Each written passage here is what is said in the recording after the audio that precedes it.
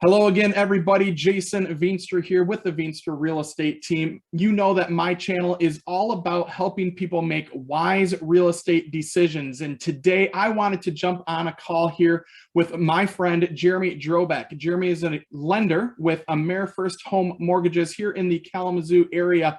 And we've seen a lot of different things going on in the market recently. So I thought it was important for all of us, buyers, sellers, people who are still renting, people who are thinking about buying, to really get a feel for what is actually going on, why is this going on, and what can we expect here in the future. So Jeremy, thank you so much for jumping on the call with us today. Yeah, no problem. Thanks for having me. I love getting out there and getting the message across on what's going on with the market. So let me just kind of dive into it here. So if for those that have seen the news or haven't seen the news, yesterday the Feds had a meeting and they hiked the Fed's fund rate 0.75%. That's what you see in the news. Feds hiked the Fed's fund rate 0.75%. What does that mean? It's actually a really good thing for the mortgage and the real estate industry. And so what's going on here kind of behind the scenes is we've had a lot of inflationary concerns lately. And if you've been watching the news, you've heard all about inflation, gas prices going up, food prices, everything's going up in cost, and that's inflation. And the mortgage industry does not like inflation.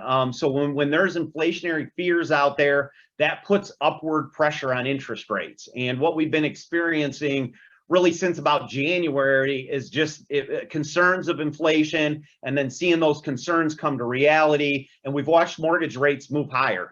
Rates that were at one point in the threes are now, now up 6% in the sixes. And so it's been a tough bullet to bite for some home buyers. And it's great to see the Fed taking action now to help stabilize things and bring things back into reality. So let me just show you real quick what happened yesterday after the Fed announcement and give you a little bit more detail. I'm going to share my screen here real quick. Perfect. All right.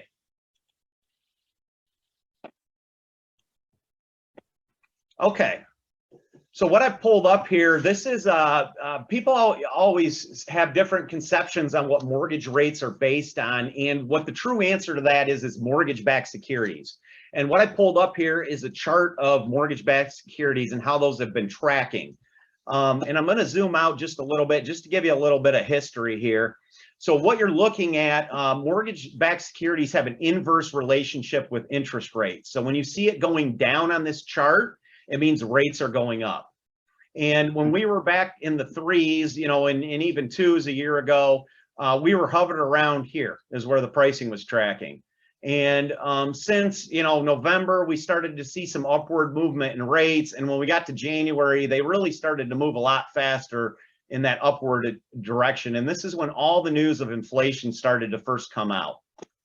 And if we zoom in here to more recently, so we had moved back up, rates had moved back up into about the fives in this range. Okay. And I'm being real general here. Everybody's qualifications are different. There's a lot of different factors that go into this, but generally speaking, we're hanging out in the fives. And last week, at the end of the week, some inflation reports came out with the Consumer Purchase Price Index that were more negative numbers than everybody was hoping. And we saw rates jump up significantly, and we landed in the sixes, low sixes. And now fast forward, so that was Thursday, Friday, Saturday, well, Thursday, Friday, and then Monday and Tuesday, we saw a lot of upward movement in rates. There's just a lot of negative news there. And then the Feds had their meeting and they hiked rates 0.75%. And you can see right here, we saw interest rates improved. That is because Wall Street loves it. I mean, they want to see the federal government keep inflation in check. By raising that Fed's fund rate, what the government is doing is they're trying to decrease demand. So when you raise the cost of borrowing money on things like credit cards, car loans, home equity lines, stuff like that, if it costs more on a monthly basis to purchase an item because you're financing it, you'll buy less. In general, you'll buy less. And so by raising that Fed's fund rate, they're looking to curb demand, which will curb inflation. and that will be a very, very, very positive thing for mortgages in the real estate industry as a whole.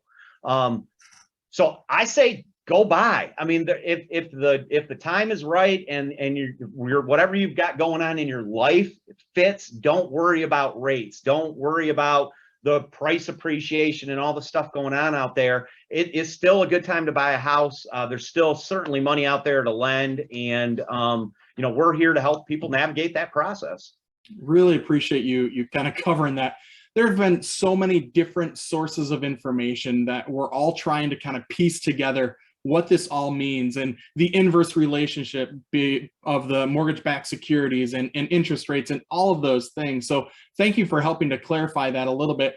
For those people who have actually already been pre-qualified or pre-approved, what's your recommendation to them? Should they be reaching out to their lender? What's the process for them?